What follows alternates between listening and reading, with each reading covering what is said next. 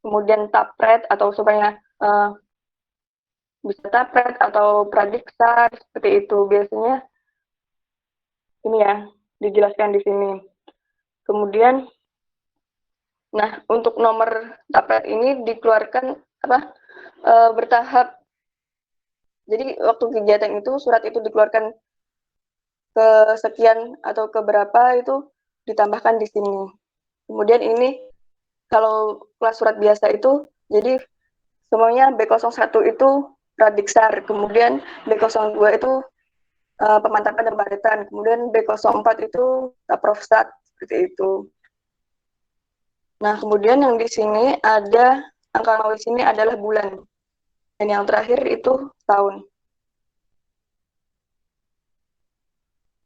Selanjutnya yaitu pengesahan atau tanda tangan. Tapi seiring berjalannya waktu, tanda tangan juga berevolusi menjadi kalau sekarang sistemnya ini ya, barcode ya. Tapi mungkin kalau teman-teman belum bisa menggunakan cara lama, yaitu dengan stempel dan tanda tangan. Tapi biasanya tanda tangan dan stempel yang basah itu lebih diakui daripada yang hanya scan-scanan seperti itu. Nah, tata cara pengesahan ini juga ada caranya, yaitu pertama pastikan jabatannya lebih tinggi di sebelah kiri. Nih, kalau kita lihat di sini,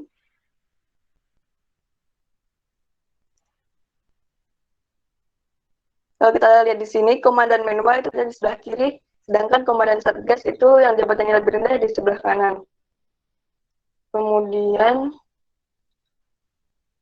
tanda tangan dimulai dari jabatan yang paling rendah. Jadi dalam pengesahan surat itu minta tanda tangannya ke yang jabatannya paling rendah dulu, baru ke atasnya seperti itu. Kemudian bagi yang mengesahkan tanda tangan, pastikan surat tidak ada kesalahan. Jadi selain sekretaris sendiri yang mengoreksi surat seperti itu, yang mengesahkan surat tersebut atau yang bertanda tangan juga harus mengoreksi apakah surat itu sudah benar, apakah isinya juga sudah valid. Kemudian tidak ada kesalahan penulisan maupun tata bahasa. Seperti koma menjadi titik, titik dua terdapat spasi sebelumnya, seperti itu. Jadi selain paham tentang persuratan, juga sekretaris juga harus paham tentang aturan penulisan ya, EYD seperti itu. Nah, kemudian yang terakhir itu tata letak cap perlu diperhatikan. Condong agak sebelah kiri dan pastikan lurus.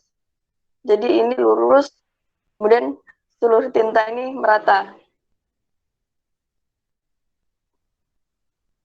Selanjutnya kita ke sirkulasi persuratan. Nah, di sini ada contoh salah satu surat keluar yang pernah saya bikin di salah satu kesatgasan ya. Jadi saya sensor di situ. Nah, untuk administratif itu fleksibel ya. Jadi tergantung kebutuhan sekretaris itu sendiri yang kira-kira penting itu apa. Jadi kalau di sini saya ada nomor surat, kategori surat, kemudian ada tanggal, perihal dan tujuan kepada siapa surat itu dikirimkan. Kenapa seperti ini dibutuhkan? Karena yang pertama bisa meringankan kerja kita. Jadi kira-kira surat apa yang belum kita keluarkan, jadi kita tahu. Biasanya saya tanda ini yang sudah seperti ini. Kemudian bisa untuk mengcross check kembali kepada humas surat apa yang kira-kira belum dikirim. Nah, jadi selain sekretaris, humas juga harus punya data ini seperti itu. Kalau biasanya saya menjadi sekretaris itu ada kan sekretaris satu atau sekretaris dua. Nah, saya biasanya mengerjakan ini tuh di secara online di Google Sheets seperti itu. Biar masing-masing bisa mengedit dan tahu perkembangan surat itu sampai mana. Kemudian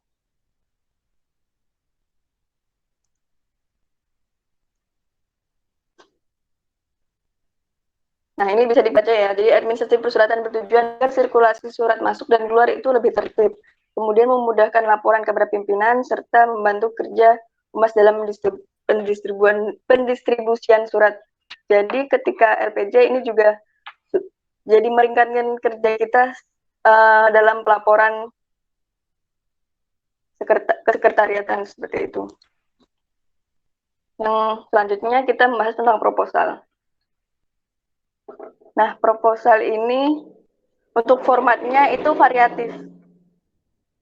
Tergantung kalau teman-teman sering baca proposal itu mesti berbeda-beda, tapi terkadang itu pertama itu harus ada latar belakang, kemudian kalau di minimal sendiri itu ada dasar kegiatannya seperti ini tadi dasar kegiatan, atau mungkin ditambahi yang benar-benar bisa menguatkan proposal itu, kemudian ada nama kegiatannya harus jelas, kemudian tujuan kegiatannya untuk apa, dan rencana pelaksanaan. Nah, untuk yang seperti surat kesatgasan, kemudian radar kegiatan atau rincian anggaran itu berada di lampiran, biasanya seperti itu.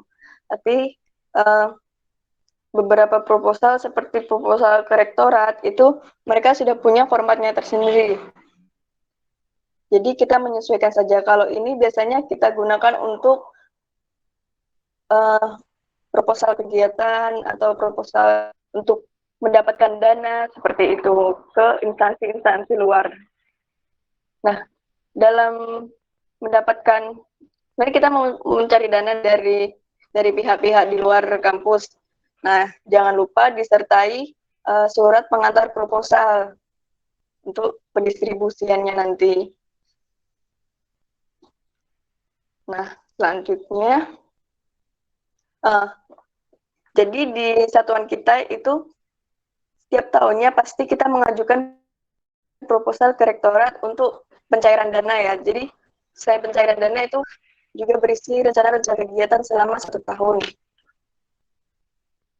Nah, di sini ada beberapa tips dari kami, dari rekan saya, yaitu pertama putuskan dulu mau bikin kegiatan apa. Nah,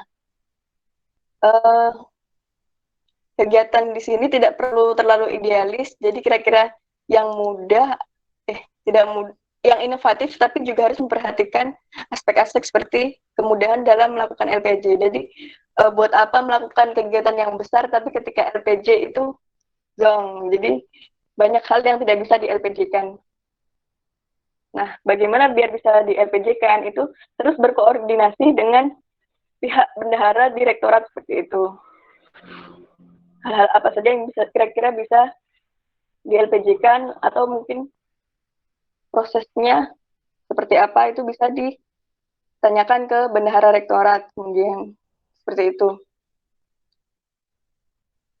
Nah, seperti ini tadi ya, pilih kegiatan yang kiranya mudah di ACC, kemudian juga jelas LPJ-nya, jelas NPWP-nya. Kalau dalam hal fisik mungkin ada e-faktur dalam transportasi seperti itu. Dulu seperti itu, nggak tahu yang sekarang ya. Nah, yang keempat, nah ini tadi komando dan bendahara sering-sering koordinasi dengan bendahara rektorat seperti itu. Nggak, tidak cuma komando atau bendahara, tapi juga bisa ditemani oleh sekretaris seperti itu dalam penyusunan proposal ini. Tapi juga nggak cuma bendahara dan sekretaris, mungkin teman-teman bisa berdiskusi kira-kira kegiatannya seperti apa, kemudian rencana anggarannya bagaimana, itu bisa disusun secara bersama-sama. Nah, selanjutnya pencairan dan pertanggungjawaban dana niatkan menjadi kewajiban bersama. Seperti itu. Jadi kewajiban semua anggota di satuan.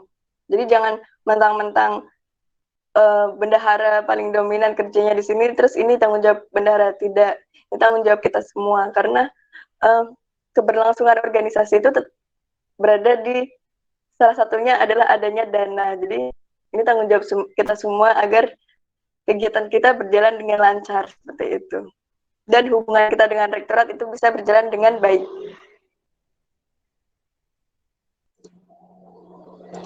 Nah, gitu. Nah, dalam menjadi sekretaris itu perlu diperhatikan juga bagaimana sekretaris itu bisa tertib secara administrasi dan personalia, kemudian teliti melakukan proofread sebelum mencetak surat. Jadi jangan sampai udah dicetak terus ada yang salah, kemudian kita edit, kita cetak lagi, bisa ada yang salah lagi, kita cetak lagi. Nah, itu akan membuang-buang tenaga dan biaya seperti itu. Jadi pastikan dulu diteliti secara detail, kemudian proofread, dibaca lagi kembali. Kira-kira ada typo atau ada kesalahan tanda baca seperti itu. Nah, selain itu, sekretaris itu juga harus rapi dalam penulisan serta memahami tata cara penulisan atau EYD yang baik dan benar. Kemudian, rajin melakukan pengarsipan. Jadi, tugas sekretaris tidak hanya menulis surat, kemudian administrasi keluar masuk surat, seperti itu, tapi juga harus melakukan pengarsipan, baik secara hard file maupun soft file. Jadi, contohnya, setiap tahun setelah Diksar kita mendapatkan sertifikat Diksar. Nah, itu sebaiknya segera diarsipkan secara hard file, bisa dengan fotokopi, kemudian juga bisa di-scan untuk disimpan secara soft file-nya atau di-upload ke ini, yang terakhir ini, di-upload ke cloud seperti ini, bisa Google Drive atau Dropbox, tapi biasanya kita menggunakan Google Drive itu agar bisa menjadi cadangan jika sewaktu-waktu fisik dari sertifikat Diksar itu mengalami perubahan, bisa dimakan rayap atau tumpahan air kemudian rusak seperti itu. Jadi kita bisa mengajukan kembali ke komen ke Rindam seperti itu. Kalau kita sudah punya arsip dari sertifikat itu sendiri dalam bentuk kopi atau soft file tadi. Selain itu, dulu selama saya menjabat itu juga ada inventarisir peralatan dan buku-buku di perpustakaan satuan. Jadi satuan kan punya perpustakaan, itu dulu juga diinventarisir di data buku apa saja yang ada di satuan. Nah, yang terakhir kita masuk ke sekretariatan di era digital. Nah, sebagai sekretaris kita juga harus rajin mengecek email satuan, kemudian juga memahami etika berkirim email karena biasanya juga rektorat minta data atau proposal itu dikirim secara email. Nah, kadang juga tidak hanya satu alamat email, biasanya juga harus mencantumkan sisi ke siapa atau sisi ke siapa, itu bisa dipelajari lanjut ya, bisa ditanyakan ke yang lebih paham. Tapi biasanya rektorat sudah memberitahu sisi ke siapa, sisi ke siapa, itu di bagian itu yang dikirim ke siapanya itu. Kemudian juga dalam mengisi email jangan lupa subjeknya, kemudian body emailnya itu menggunakan kata-kata yang lebih sopan. Assalamualaikum, kami dari Satuan 03 UIN Sunan Kalijaga, bla bla bla, dijelaskan mengirimkan apa yang diminta dari rektorat itu atau dari pihak lain seperti itu. Jadi jangan lupa rajin mengecek email dan memahami etika dalam berkirim email maupun pesan digital lainnya. Kemudian yang kedua, memperhatikan adab dalam mengirim email maupun pesan elektronik lainnya. Kemudian yang tadi ya, pengarsipan soft file, selain dalam bentuk hardware, selain dalam bentuk laptop atau flash disk, karena itu juga rawan hilang seperti itu. Jadi bisa di-upload ke dalam Google Drive. Kemudian yang terakhir itu belajar untuk memanfaatkan teknologi untuk melakukan tugas kesekretariatan agar lebih efektif dan efisien. Jadi bisa dengan tadi ya Google Sheet atau Google Docs mungkin kalau semuanya sama jauh, tapi agar koordinasi kita lebih mudah seperti itu. Kemudian dalam PAB juga mungkin sudah diaplikasikan dalam PAB, yaitu dengan Google Form, itu juga bisa mempermudah kerja kita seperti itu. Jadi manfaatkan teknologi sebaik mungkin, jangan menghindar, tapi belajar seperti itu. Mungkin cukup dari saya. Ada yang ingin ditanyakan dari anggota aktif? Saya kembalikan ke Bu Bila. Terima kasih. Selamat malam. Terima kasih kepada pemateri kita, Bu Isna, yang telah menyampaikan materi dengan sangat menarik dan pastinya bisa menambah wawasan kita semua. Seperti yang sudah saya sampaikan sebelumnya, acara yang ketiga yaitu sesi tanya-jawab. Pada sesi ini akan dibuka 3 penanya terlebih dahulu. Jika waktu masih memungkinkan, akan saya tambah jumlah penanyanya. Silakan kepada seluruh peserta yang sudah menyiapkan pertanyaan atau yang ingin bertanya dengan menyebutkan nama dan dari yuda berapa. Waktu dipersilahkan. Nanya nggak?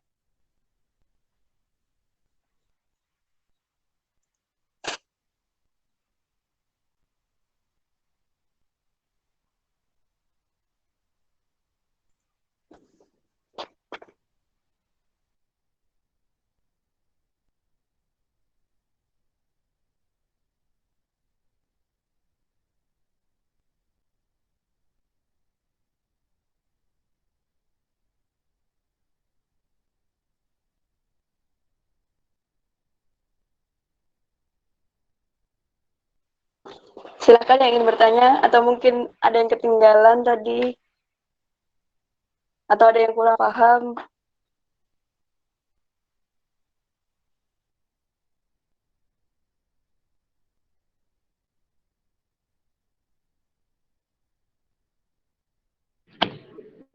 Izin bertanya, Bu Isna.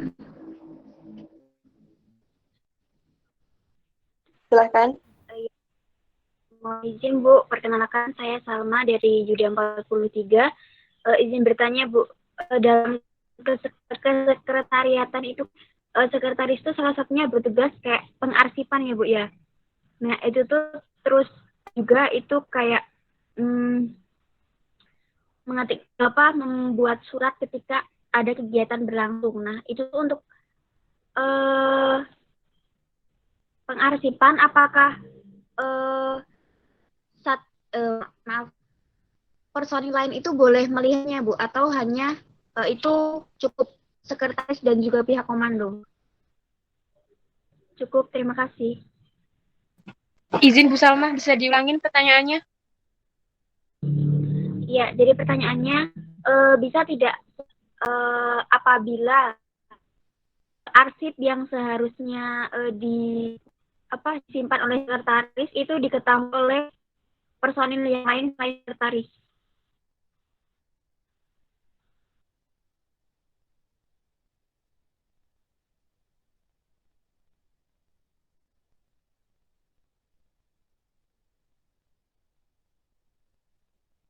Baik, terima kasih. Saya tampung dulu ya, Bu, pertanyaannya. Mungkin anggota lain ada yang ingin bertanya lagi? Izin masuk, izin bertanya. Perkenalkan, nama saya Isfahani dari Yuda 43. Mohon izin Bu Isna, saya izin bertanya.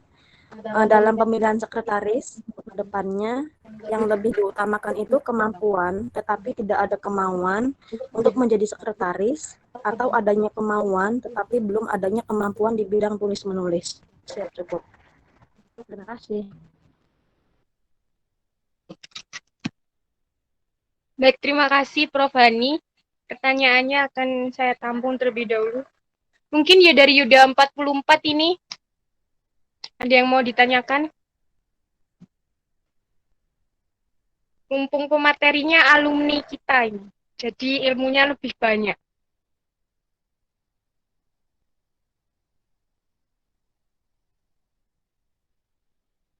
Pak Fahril, ada yang mau ditanyakan?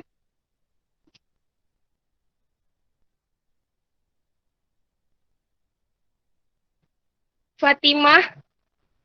Ya, Bu Bila. kita jawab dulu pertanyaannya mungkin. Oh ya, siap Bu. Sambil nunggu dari adik-adik yang lain ini yang baru-baru saya tunggu pertanyaannya. Biar diskusi kita lebih interaktif ya. Ya, siap Bu. Tadi pertanyaan pertama gimana Bu Bila? Dari pertanyaan Pengarsipan. pertama dari Bu Salma, Yuda 43, bisa tidak arsip yang seharusnya disimpan oleh sekretaris itu diketahui oleh personil lain selain pihak komando? Ya, langsung saya jawab ya.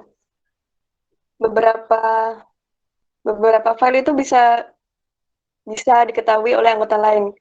Nah, aspek kerahasiaan itu tergantung komandan. Kira-kira surat yang seperti atau file seperti apa yang kira-kira bersifat rahasia. Tapi itu jarang sekali terjadi. Jadi dalam satuan kita cukup terbuka selama ini. Kemudian file-file juga bisa dilihat oleh anggota lain untuk sebagai pembelajaran bagi yang lain ya. Bagaimana proses-proses di organisasi atau dinamika di organisasi. Jadi kalau menurut saya bisa. Apalagi seperti pengarsipan sertifikat, kemudian surat-surat yang begitu banyak, yang penting gitu, biasanya butuh bantuan dari anggota lain untuk melakukan scanning seperti itu. Jadi tidak masalah. Nah, tidak bisa itu tergantung bagaimana pimpinan itu menganggap file itu apakah rahasia atau tidak seperti itu. Jadi bisa di screening dulu kira-kira mana yang bersifat rahasia, bisa disingkirkan, bisa diketahui oleh beberapa orang saja, kemudian mana yang bisa diakses oleh seluruh anggota seperti itu sebagai pembelajaran bersama. Dan bisa membantu dalam pengarsipan file-file tersebut seperti itu. Apakah menjawab bersama? Siap, menjawab. Terima kasih. Kemudian kita ke pertanyaan selanjutnya tentang pemilihan sekretaris ya. Mana yang lebih bagus? Apakah dipilih dari kemampuan atau pengajuan diri seperti itu? Itu juga butuh proses diskusi yang lebih panjang ya. Jadi tergantung kebutuhan organisasi. Kemudian juga kita observasi selama ini apakah yang berkompetensi itu selama ini loyal terhadap satuan. Karena yang penting itu loyal dan mudah, dan aksesibilitasnya itu mudah. Jadi dia mudah dihubungin, kemudian juga cepat tanggap seperti itu. Jadi seperti itu. Kalau dia juga berkeinginan untuk menjadi sekretaris dan kira-kira dia mampu untuk belajar lebih cepat atau dia mau berusaha lebih. Nah, itu tergantung penilaian. Kalau Muker itu ada yang namanya midformatur ya. Midformatur. Saya lupa, pokoknya itu ada yang menyusun anggota mana yang akan dijadikan ke staf mana seperti itu. Jadi itu kita melihat lagi kira-kira dia punya potensi tidak, walaupun dia ingin,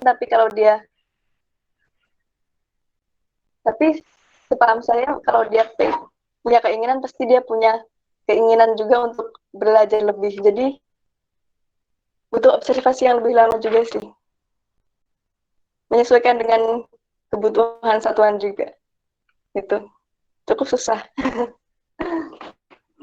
Tapi yang penting yang harus dipilih itu loyal dan aksesibilitasnya itu mudah.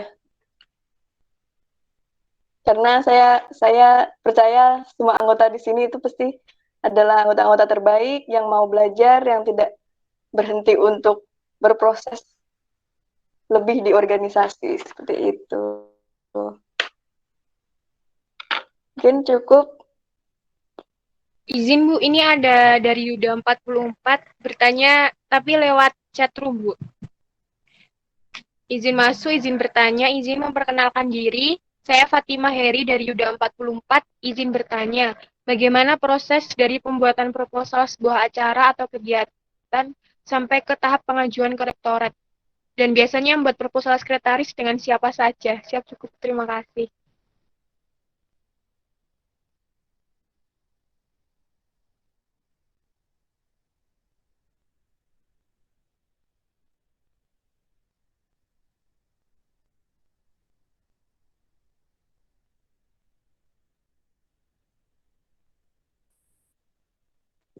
Apakah mau saya jawab langsung terlebih dahulu?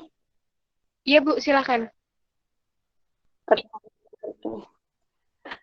Jadi dari pengalaman yang agak-agak saya ingat ya, jadi udah lama sekali soalnya saya jadi sekretaris di satuan.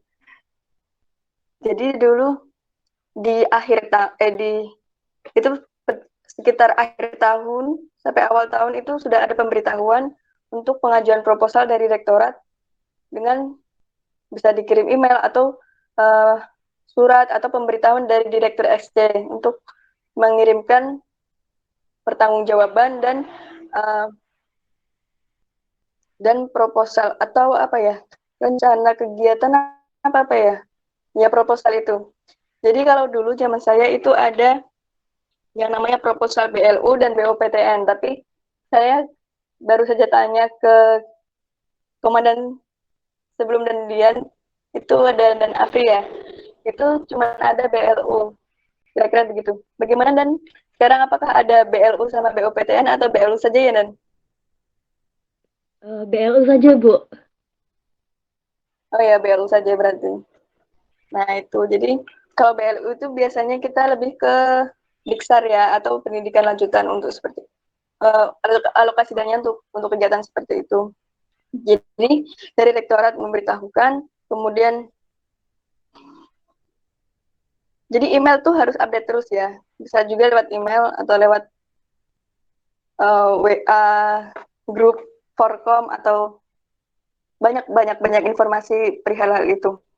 Kemudian penyusunan proposal itu diskusi oleh beberapa pihak terlebih dahulu seperti komando dengan bendahara dan sekretaris.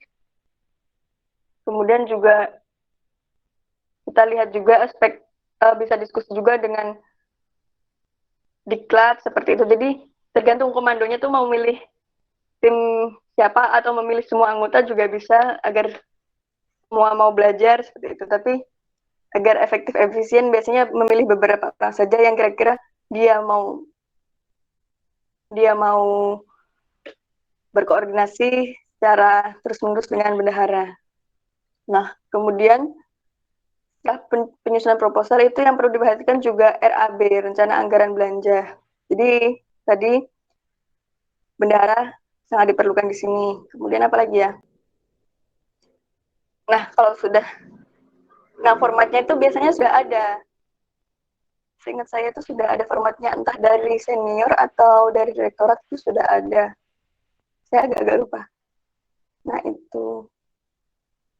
Kemudian ya udah tinggal dikirim ke rektorat, itu bisa berkali-kali bolak-balik ke bendahara rektorat untuk menjelaskan isi proposal, revisi. Jadi selain paham tentang isi kegiatannya juga kuat secara mental. Nah seperti itu. Tapi tidak apa-apa ya, karena itu ada proses pembelajaran. Kita jadi paham birokrasi kampus itu seperti apa dengan mengurus dengan rektorat itu. Jadi nggak cuman masa proposal, jadi persuratan itu juga kita bisa belajar banyak dari birokrasi kampus, kemana surat itu dikirim, itu tuh semua ada proses pembelajaran. Kemudian kalau sudah ACC, saya lupa.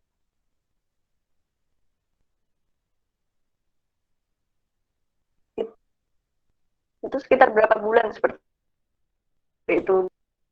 Atau kita kegiatan terlebih dahulu seperti kita diksar, biasanya dulu diksar dulu kita cari dana dari mana-mana untuk membayar diksar seperti itu, baru nanti diganti oleh rektorat. Tapi saya kurang tahu untuk sistem saat ini tuh seperti apa. Seperti itu sih. Mungkin apakah kurang menjawab?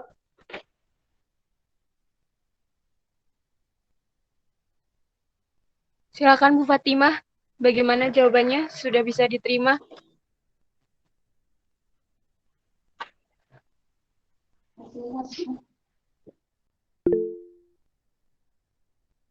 Sudah Bu, siap sudah. Baik, mohon izin, ada yang ingin bertanya lagi? Saya Bu. Izin bertanya, moderator. Ya, silakan. Mohon izin suara saya apakah terdengar? Siap terdengar, Kak. Ya, sebelumnya mohon izin pihak komando, alumni, Bu Isna, dan seluruh personil. Mohon izin saya Rifki Sheva dari Yuda 43, jabatan sebagai Provos. Saya izin bertanya terkait penulisan Renlab saat kita mengadakan kegiatan. Itu apakah ada arsip penulisan Renlab yang baik dan benar ya? Karena saya lihat Renlab di tiap kegiatan itu kadang ada berbeda. Salah satunya kadang ada SOP saat kegiatan, kadang tidak. Nah itu mohon penjelasannya. Kemudian sekali lagi, pertanyaan satu kali lagi, kan biasanya kalau kita ada kegiatan di dalam ruangan ya, atau selain luar ruangan, itu kan biasanya kita tetap ada MC atau susunan acara. Nah, yang saya tanyakan, untuk sambutan itu didahulukan jabatan tertinggi atau jabatan yang bawah dulu ya? Karena sepaham saya itu kalau sambutan itu dari bawah dulu baru ke jabatan yang atas. Tapi saya pernah dengar ke senior, saya lupa senior siapa, itu mengajarkannya dari jabatan tinggi dulu. Nah, itu mohon penjelasannya karena biasanya itu sekretaris yang membuat kayak susunan acara saat kegiatan di dalam ruangan seperti itu. Mungkin itu pertanyaan saya. Terima kasih. Saya kembalikan ke moderator. Siap, saya tampung dulu ya, Kak. Terima kasih pertanyaannya. Ada yang ingin bertanya lagi? Mohon izin, Bu Sabila, izin masuk. Siap, silakan Pak. Ya, mohon izin kepada pihak komando, alumni, dan seluruh personel. Mohon izin Bu Isna, izin perkenalkan, saya Zaidan Ma'arif dari Yuda 43. Di sini izin bertanya. Tadi melihat mendengar CV jenengan kan udah cukup lama ya di dunia kesekretariatan gitu.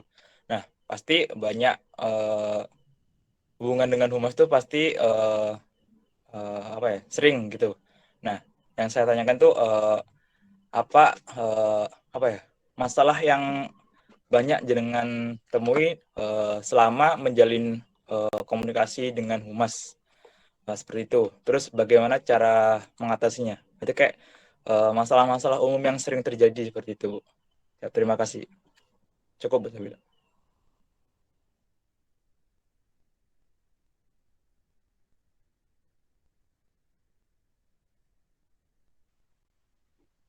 Mungkin bisa langsung dijawab ya. Mohon maaf bila bisa diulangi untuk dari pertanyaan Prof. Rifki tadi. Siap, Bu. Pertanyaan dari Kak Prof. Rifki tadi. Yang pertama, penulisan Renlab kegiatan yang baik dan benar itu seperti apa? Pertanyaan yang kedua, sambutan dalam rapat kegiatan satuan itu urutannya bagaimana, dari atas ke bawah atau bawah ke atas? Seperti itu, Bu.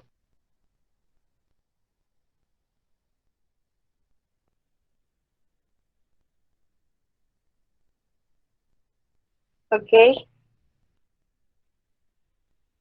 Untuk Renlab, saya sudah agak-agak lupa ya, susunan Renlab sekarang itu seperti apa. Tapi itu sudah turun-temurun seperti itu. Ya. Saya juga agak lupa, tetapi untuk SOP itu biasanya digunakan untuk kegiatan-kegiatan lapangan. Jadi sangat perlu sekali SOP dalam kegiatan-kegiatan yang berbau fisik maupun lapangan seperti itu. Jadi kalau kita lihat juga ya, kalau di kesatgasan yang di lapangan itu kita menggunakan komandan latihan atau danlat seperti itu. Kalau di kegiatan yang cenderung di ruangan kita menggunakan dan satgas ya sepertinya seperti itu ya. Nah, jadi perhatikan juga apakah jenis kegiatannya. Ya, saya agak lupa soalnya. Nah, kemudian untuk sambutan di rapat,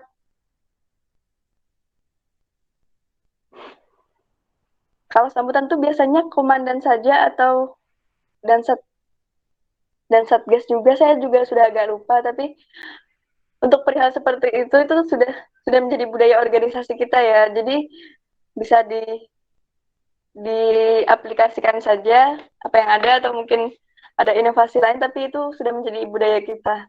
Tapi ketika dalam acara-acara formal seperti sambutan di acara seminar atau ya sebenarnya contohnya di acara seminar itu memang biasanya digunakan dari yang jabatannya lebih rendah terlebih dahulu baru ke yang lebih tinggi seperti itu. Kalau di satuan itu lebih ke budaya. Kalau menurut saya seperti itu.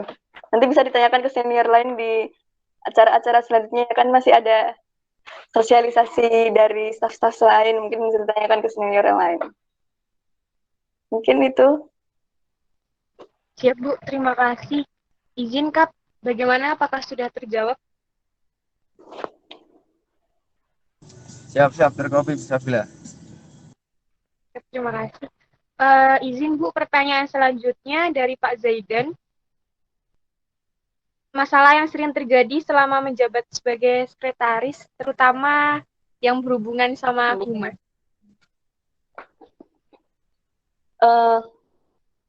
Mungkin kalau di satuan itu bisa jadi surat kita itu bisa selesai tepat waktu. Tapi karena humasnya belum ada, itu surat kita bisa mundur untuk dikirimkan ke pihak yang kita tuju. Seperti itu. Biasanya kendala pertama seperti itu. Kemudian kendala kedua itu adanya surat dadakan. Jadi mungkin sebelumnya humas sudah tahu surat-surat apa yang kira-kira harus dikirimkan sebelum kegiatan, tetapi dia lupa memberitahu kepada sekretaris sehingga mendekati hari H itu baru dikerjakan dan dikirimkan. Nah, itu kan biasanya ada ini ya, ada bias, ada sedikit permasalahan di situ. Seharusnya ya segera kalau perlu humas mengelis surat-surat apa yang akan dikirimkan di jauh-jauh hari sebelum hari kegiatan.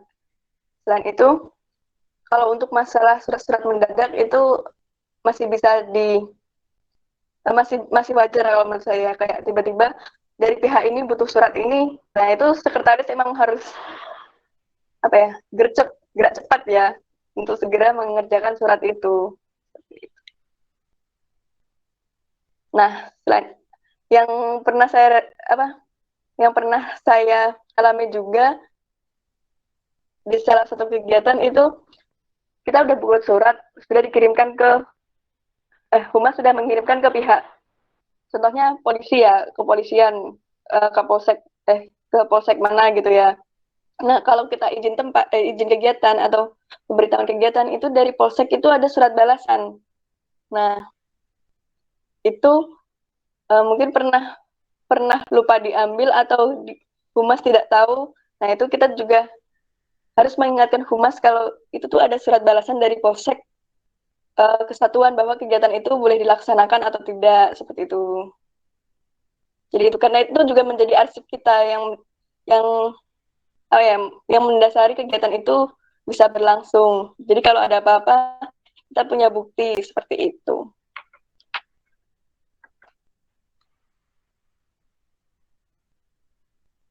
Mungkin cukup.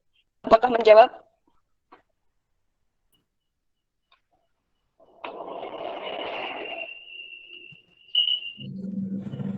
Gimana Pak Zaidan? Apakah sudah terjawab? Baik, izin menanggapi ya. Berarti izin Bu, berarti hubungan antar humas itu berarti antara sekretaris dengan humas itu harus ini ya Bu ya, saling mengabari, terbuka dan saling mengerti ya Bu. Waduh, Biar Betul nggak ada sekali. miskom kayak Jadi tadi tuh. di semua organisasi seperti itu. Jadi hubungan sekretaris dan humas tuh harus akrab lah, terbuka secara informasi seperti itu. Terus Dan melaporkan perkembangan surat tersebut ke sekretaris. baik. Terus izin Bu, yang tadi yang surat balasan dari polsek itu juga nanti dikasihkan ke sekretaris lagi gitu. Iya.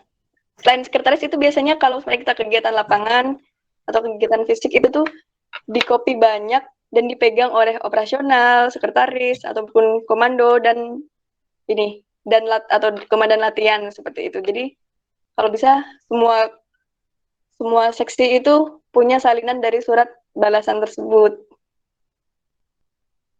Selain surat balasan dari Kapolsek tuh juga kayak perizinan tempat itu juga diperbanyak dan ada yang diarsipkan seperti itu. Jadi semua pegang untuk jaga-jaga agar kegiatan itu kalau ada yang komen mana suratnya gitu, kita bisa kasih buktinya seperti itu. Baik Bu, terima kasih atas jawabannya Bu.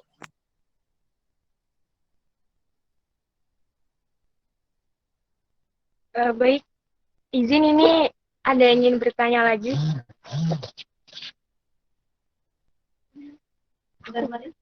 Kalau tidak ada, sebagai penutup, saya ingin bertanya kepada Bu Isna. Izin masuk Bu Sabila. Ya, gimana Bu Salma? Izin Itu masuk. ada pertanyaannya. Di room chat ada pertanyaan dari Pak Kapolsek. Ya. Oh ya, Dari siapa ini? dari Fahril Bu. Oh ya. Sudah 44. Ya, Pak Fahril, ya. Izin nah, bertanya. di sini kan ada ada sekretaris 1, ada sekretaris 2. Apakah tugasnya berbeda, dan kalau sekretaris 1 dan 2 berhalangan, siapa yang menggantikan atau menghandle? Nah, jadi tugasnya tuh hampir sama, tapi sekretaris 1 itu lebih bertanggung jawab kepada tugas-tugas. Jadi dia menghandle juga sekretaris 2. Tapi kalau sebenarnya itu biasanya satu rekan Yuda, itu mereka bisa berkoordinasi secara langsung. Jadi secara struktural memang sekretaris 1 lebih di atasnya, tapi secara kerjasama mereka bisa berkolaborasi seperti itu.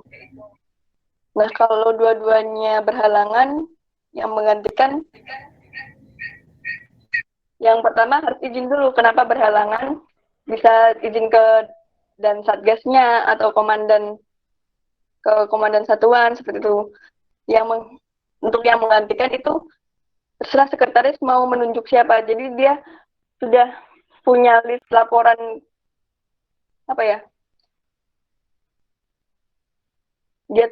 pekerjaan dia itu sudah sampai mana, dia sudah mempersiapkan laporan sampai mana tugasnya seperti itu. Jadi nanti tergantung dia memilih siapa untuk melaporkannya. Jadi terserah bisa koordinator seksi lain atau mungkin komandan satgasnya atau komandan latihannya seperti itu. Mungkin apakah menjawab pertanyaannya? Apakah sudah menjawab? Siap, sudah. Terima kasih Bu Isna. Silakan. Tadi sepertinya Prof. Hani ingin bertanya. Siap, mohon izin. Izin masuk, mohon izin kepada pihak komando, alumni, dan seluruh personil. Di sini saya ada 2 pertanyaan. Mohon izin Bu Isna, skill apa saja yang harus dimiliki oleh sekretaris selain pandai tulis menulis? Lalu yang kedua, jika boleh diperkenankan, cara dan bentuk pembukuan dan pengarsipan surat masuk ataupun surat keluar itu seperti apa ya, Bu? Terima kasih. Bentuk apa tadi? Bentuk apa? Bentuk pembukuan. Surat masuk dan keluar. Ya.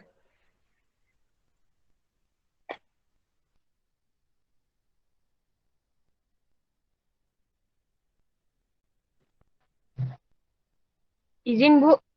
Apakah sudah ini, Bu, terdengar pertanyaan dari Prof. Hani? Iya, sudah cukup jelas. Jadi, bentar, apa tadi? Sifat ya? Apa? Saja yang harus dimiliki sekretaris dan bagaimana bentuk pembukuan surat menyurat? Yang pertama tadi sifat. Sifat apa itu mungkin subjektif ya. Tetapi yang sudah disebutkan tadi seperti teliti, kemudian loyal terhadap satuan, kemudian responsif, aksesibilitasnya mudah dihubungin, kemudian apa ya, dapat melakukan kerjaan. Jadi ketika dibutuhkan, dia tuh bisa langsung mengerjakannya gitu. Selain itu apa ya? Yang penting loyal sih, loyal dan mau belajar. Seperti itu. Dan teliti. Kemudian untuk masalah penulisan itu sudah ada aturannya ya. Sekarang secara kalian search pun udah bisa belajar gitu kan, cara penulisan yang benar seperti itu. Kemudian ini juga tidak wajib, tapi entah kenapa mereka tuh lebih teliti, mendetail, kemudian juga kalau perfeksionis itu tidak wajib ya, karena kadang perfeksionis tuh ada untungnya, jadi surat itu dia teliti dalam membuat surat, tetapi kelemahannya itu biasanya orang yang perfeksionis tuh lebih lama mengerjakan sesuatu seperti itu. Jadi kalau kita memanfaatkan perfeksionis ke dalam kesekretariatan juga bisa ya, itu dengan membuat yang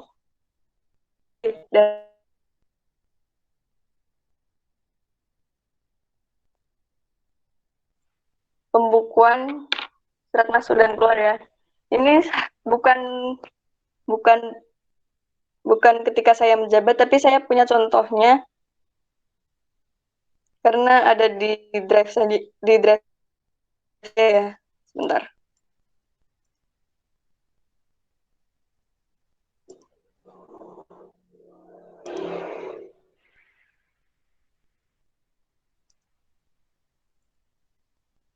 Nah, ini data surat masuk belum tampil ya. Bentar.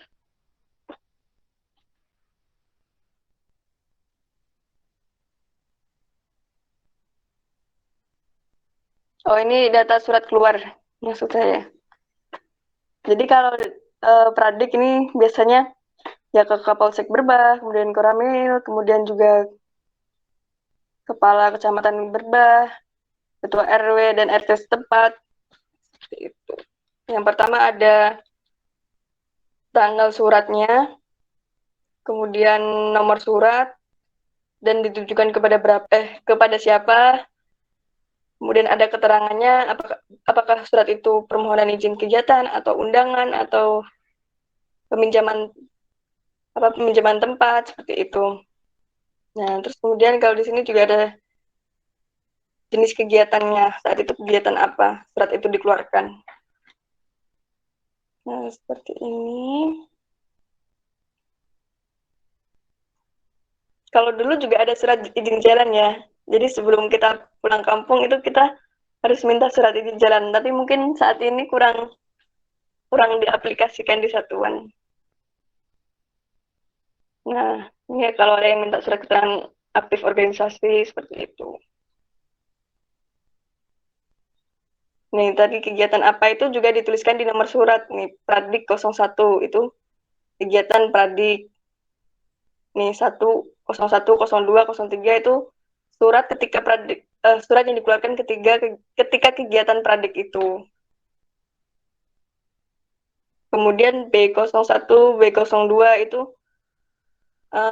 itu kegiatan keberapa kalau di satuan kita seperti itu. Tapi kalau saya di komen itu cuman setiap surat yang keluar itu langsung ganti B01, B1, B2, B3 gitu seperti itu. Kalau setiap surat yang keluar. Jadi beda-beda. Tiap instansi itu punya penomoran yang berbeda-beda. Jadi jangan terlalu kaku tentang penomoran ini. Yang penting kita konsisten. Kalau di satuan kita penomoran seperti ini, ya kita seperti ini saja. Gitu. Kemudian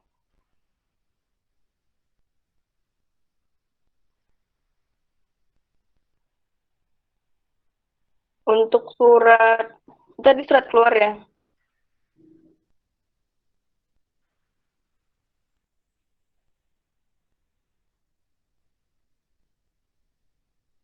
Nih, ini contoh data surat keluar. Mungkin bisa dikategorikan apakah surat itu berupa undangan atau pendelegasian personil atau bantuan personil biasanya seperti itu. Ya permintaan bantuan personil atau yang lain-lain. Jadi kalau saat periode itu tuh banyakkan surat undangannya seperti ini. Nah, ada tanggal surat, nomor surat, kemudian pengirimnya dari siapa, dan keterangannya. Keterangan itu tuh surat itu berisikan tentang apa. Nah, perihal keluar masuknya surat ini juga berhubungan dengan yang piket saat itu. Jadi biasanya anggota baru kan pasti ada jadwal piket ya. Jadi setiap surat yang masuk itu kan bisa diterima oleh yang piket atau yang berada di satuan. Nah, silahkan dilaporkan ke sekretaris atau ya dari sekretaris bisa dilaporkan ke komandan atau ke senior yang saat itu ada di Mako seperti itu. Dan dilaporkan ke grup atau komandan. Tapi biasanya komandan dulu. Tapi kita lihat dulu apa sifat suratnya, apakah biasa atau apakah itu rahasia, hanya komando yang tahu. Tapi jarang sekali terjadi itu. Jadi biasanya surat yang masuk ke kita itu ya surat biasa. Mungkin bisa langsung di-share di grup bahwa ada undangan atau ada pemberitahuan dari komen atau dari UKM lain seperti itu. Jadi piket harus berkoordinasi dengan sekretaris tentang ada surat masuk saat itu. Kalau dulu ada buku besar juga itu, kalau piket kalau ada surat masuk itu bisa ditulis di buku besar di satuan. Jadi ntar sekretaris tinggal mendata secara digital, tinggal dimasukkan ke laptop seperti itu atau di data. Mungkin cukup. Ada pertanyaan nih? Izin Bu, ini ada pertanyaan di kolom chat dari Bu Raihana, Yuda 44. Izin bertanya, apakah etika kesekretariatan dalam Menwa dan di luar Menwa itu berbeda?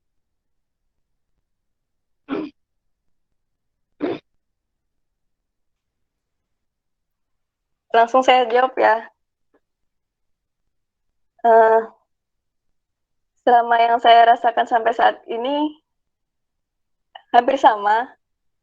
Sekretariatan di Menwa dan di organisasi lain tuh hampir sama. Jadi ya telitinya ya cepat tanggapnya seperti itu. Kemudian apa lagi ya? Menurut saya hampir sama sih. Bahkan sampai ketika kalian kerja mungkin bisa diaplikasikan juga ya kedisiplinan kita, bagaimana kita mengarsipkan surat atau kalau dulu saya pernah mendapat tugas setiap undangan yang masuk itu dituliskan di papan tulis yang di dekat meja komandan itu loh. Jadi itu menjadi pengingat untuk komandan tentang kegiatan apa yang akan dihadiri seperti itu. Jadi dari list-list itu juga sebagai pembelajaran dari saya untuk mengelis kira-kira deadline apa yang mendekat, yang kira-kira yang harus saya kerjakan seperti itu. Itu dari sekretaris ini saya banyak belajar sih untuk mau di organisasi maupun untuk diri saya sendiri.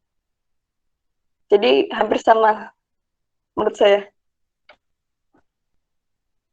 Terima kasih. Izin Apakah Bu Ana, menjawab? bagaimana? Siap, cukup. Terima kasih, Bu Isna.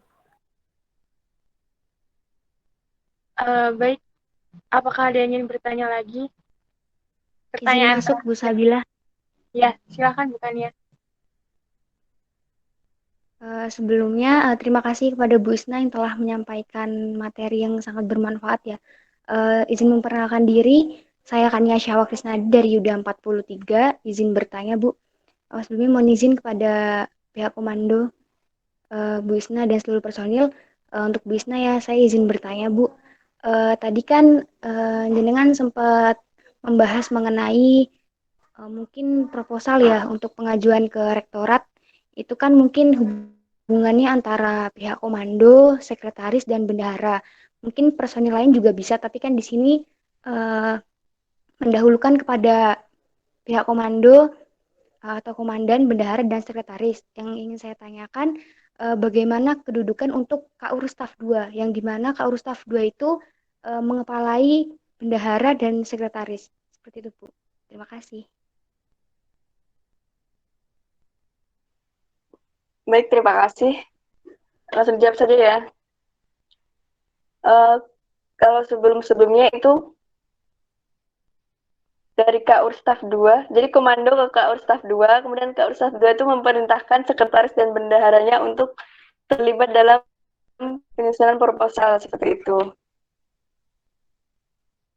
Kalau dulu saya seperti itu. Kemudian juga apakah bisa terlibat dalam penyusunan proposal, mungkin juga bisa. Tergantung, jadi komandannya itu memilih siapa yang harus terlibat dalam pembuatan itu. Jadi mungkin staf 2 juga bisa memberi masukan tentang penulisan atau tentang rancangan anggaran, seperti itu. Tetapi karena Kak Ustaf dia biasanya karena sudah berpengalaman sebelumnya, jadi dia cuma hanya memberi masukan. Sedangkan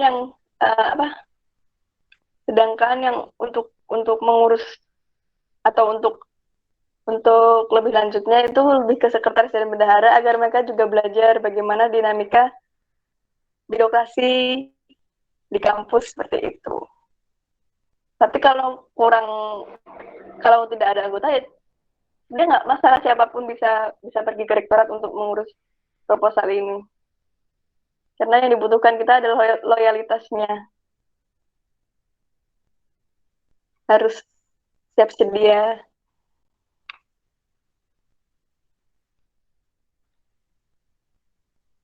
Dan komitmen. Mungkin cukup. Apakah menjawab ya, Bu? Menjawab, Bu. Terima kasih, Bu Isna.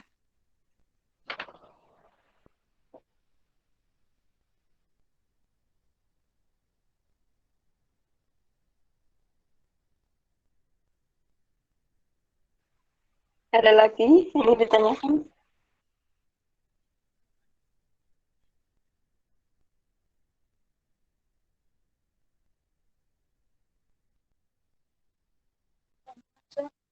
Siap, langsung saja. Pak, siapa tadi yang bertanya ya?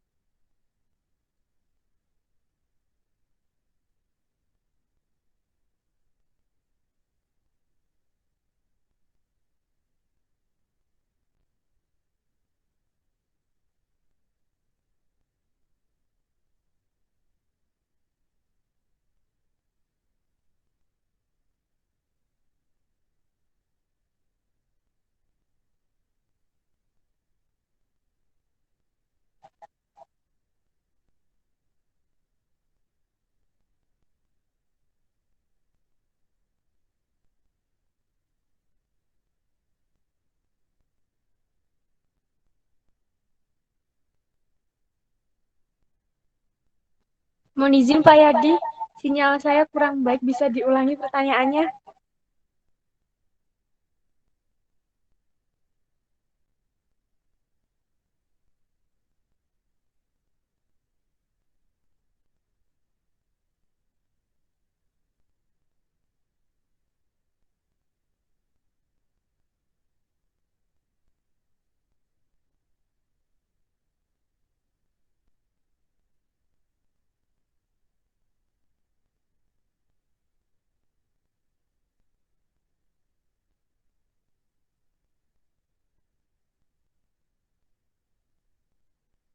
Siap, terima kasih Pak.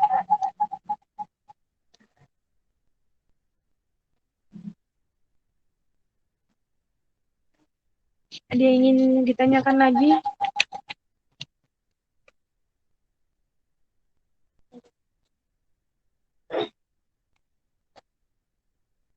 Baik, silakan Bu Itna. Waktu dipersilakan untuk menjawab pertanyaannya.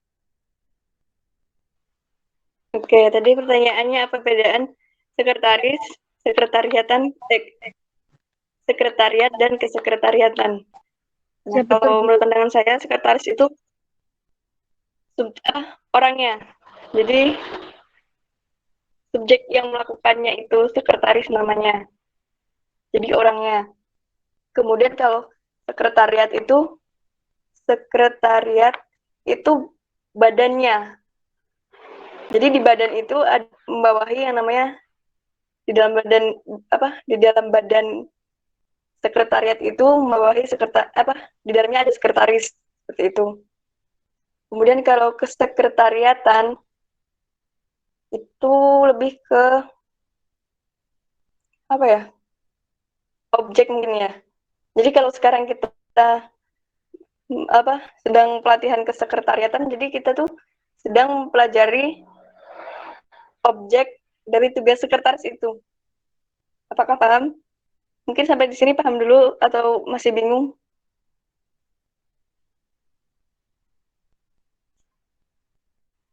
Ya, jadi kalau sekretariat itu biasanya dalam organisasi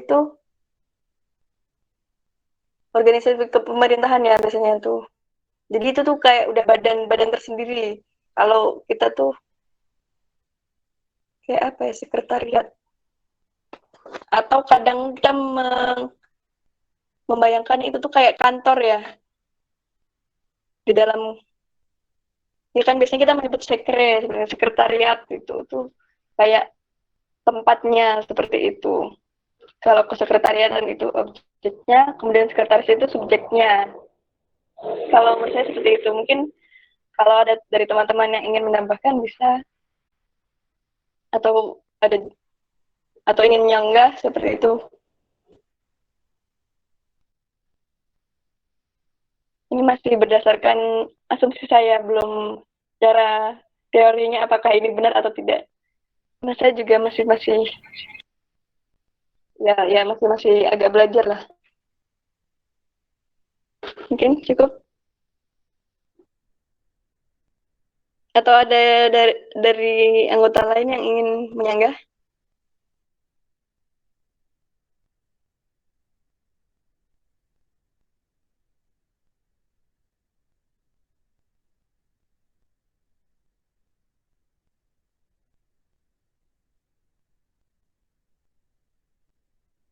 Mohon izin Bu, mungkin jawaban dari Bu Isna sudah bisa dipahami dengan baik oleh semua peserta.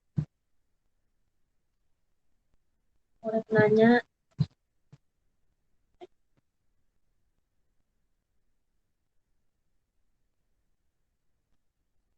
Mungkin ada pertanyaan terakhir Bu dari Pak Yahdi.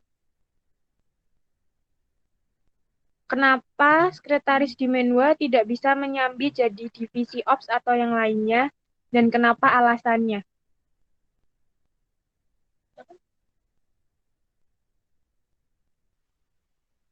Perihal itu tuh sebenarnya bisa, tetapi kita lihat lagi apakah sumber daya manusia kita di dalam organisasi itu ada yang kira-kira berpotensi untuk menjadi sekretaris.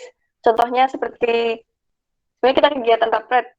Kalau semuanya di struktur organisasi itu sudah ada sekretaris di situ, kemudian di tapret sekretaris itu dipindahkan menjadi operasional sebenarnya juga bisa. Biar semua punya pengalaman yang berbeda-beda gitu. Tapi kita lihat juga kira-kira ada nggak dari SDM yang lain itu punya kemampuan atau berpotensi menjadi sekretaris. Nah, kalau kita lihat waktunya juga, kalau mepet itu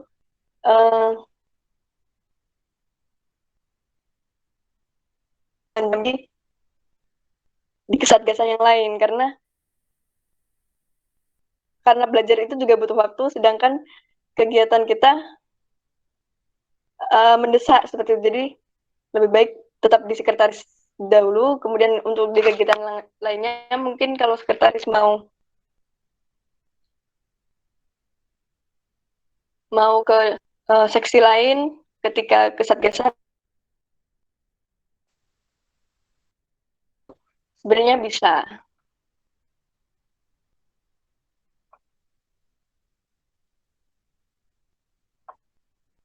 Seperti itu.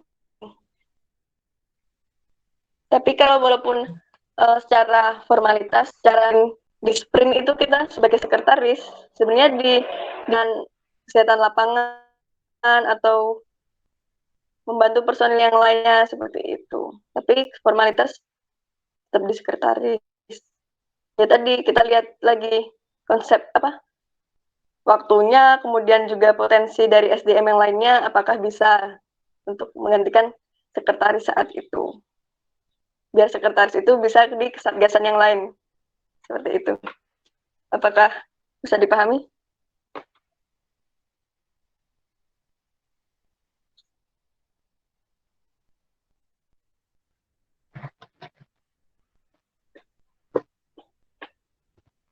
Baik, terima kasih kepada para penanya. Karena waktu sudah semakin larut, maka sesi tanya jawab saya cukupkan. Mohon izin kepada Bu Isna, mungkin ada beberapa hal yang ingin disampaikan sebagai closing statement dari jenengan kepada personil aktif. Waktu saya persilahkan. Ya, terima kasih. Mungkin pesan saya untuk siapapun yang selanjutnya menjadi sekretaris tidak perlu takut, karena menjadi sekretaris itu banyak belajar, banyak manfaat yang bisa didapat selain di dalam organisasi, juga bisa diaplikasikan di kehidupan maupun di dunia kerja. Jadi walaupun tadi seperti tugas saya bikin proposal, kemudian surat menyurat, itu cuman cuman yang tertulis di situ, tapi secara aplikatif banyak kok nanti rekan-rekan yang akan membantu, atau bisa kalau bingung bisa tanya ke seniornya seperti itu. Jadi jangan takut, berani mencoba, berani terus belajar. Mungkin cukup dari saya.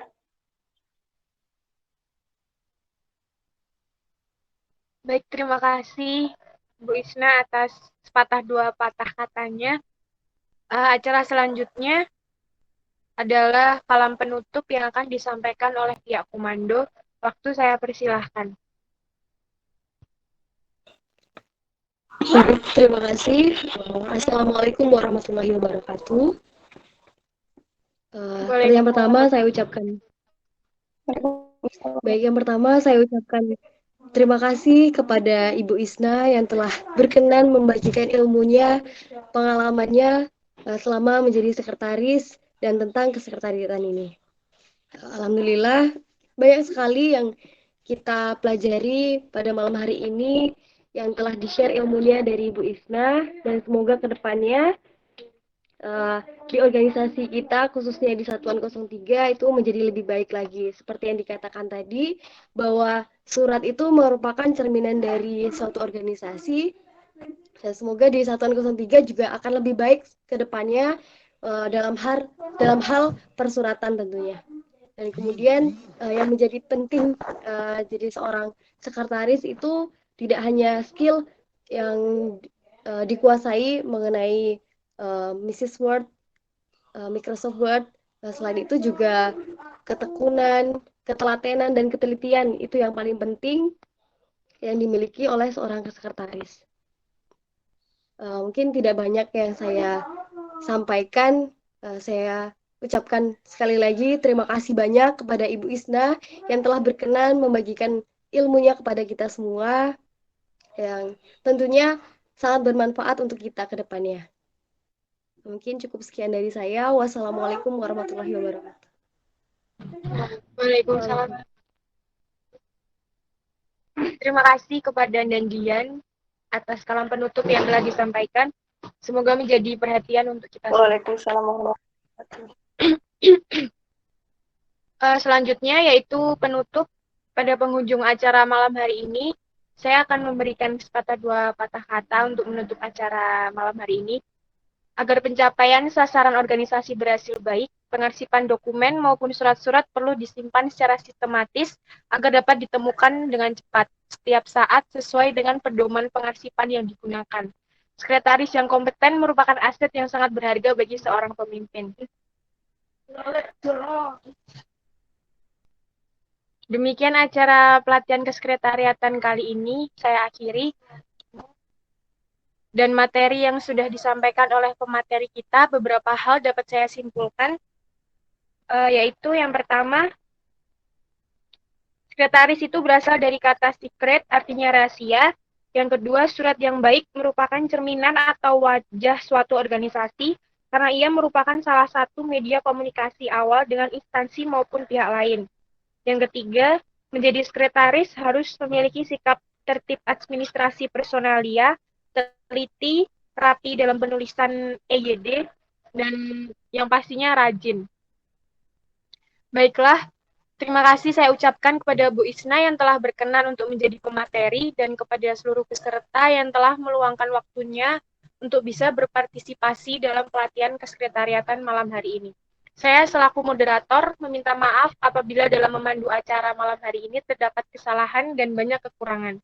Semoga ilmu yang kita dapatkan malam hari ini dapat bermanfaat untuk kita semua. Wassalamualaikum warahmatullahi wabarakatuh.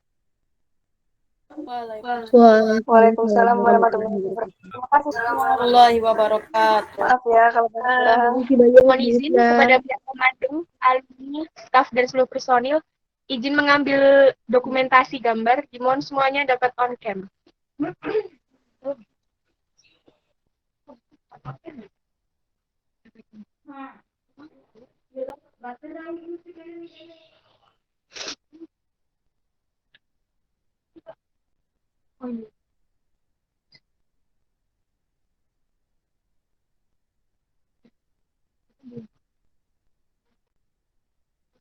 Mohon izin Pak Prayoga, Kak Rifki, Bulani, Prof. Ois, Pak Yahdi. Mohon izin untuk segera karena waktu semakin larut.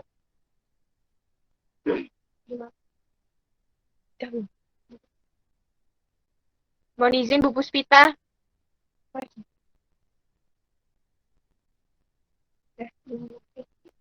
Rifki lagi perjalanan. Ini 20 semua. Udah semua atau tinggal ditelik? Di sini kok. Ada nggak oke kalau?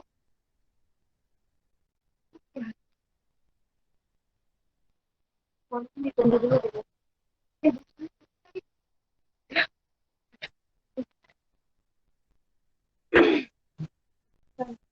Mohon izin, ini janjian sudah menunggu. Dimohon personil segera.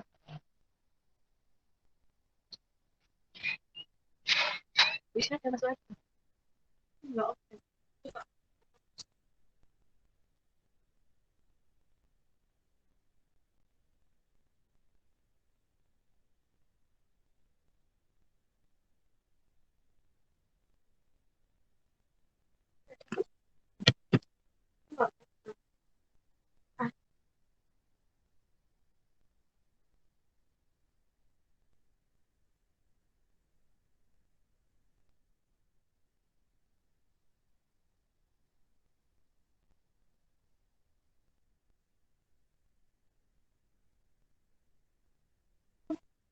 Mohon izin Prof. Hani untuk bisa membantu screenshot.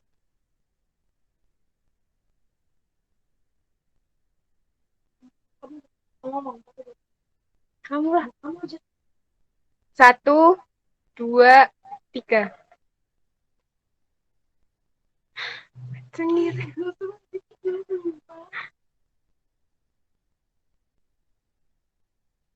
Siap, terima kasih atas partisipasinya.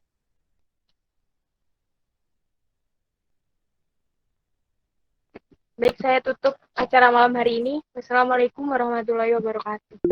Waalaikumsalam warahmatullahi wabarakatuh. Waalaikumsalam warahmatullahi wabarakatuh. Terima kasih. Terima kasih banyak dan Bu bisa Isna. Terima kasih. Semangat semuanya. Salam, terima kasih Bu. Siap. Dan Dian, gimana dan kabarnya Dan? Baik Bu, makasih ya Bu. Alhamdulillah udah selesai acaranya. Siap Dan, siap. Dari staf 2, tanggal 9 ada pelatihan kebendaraan Dan. Oke, siap. Saya izin Izin live Dan ya kalau Bu. misalnya, iya siap Dan. Gimana? Tadi jenengan mau bilang apa? Cuman mau bilang kalau jenengan mau keluar nggak apa-apa Dan. Gitu. Oke, saya izin keluar.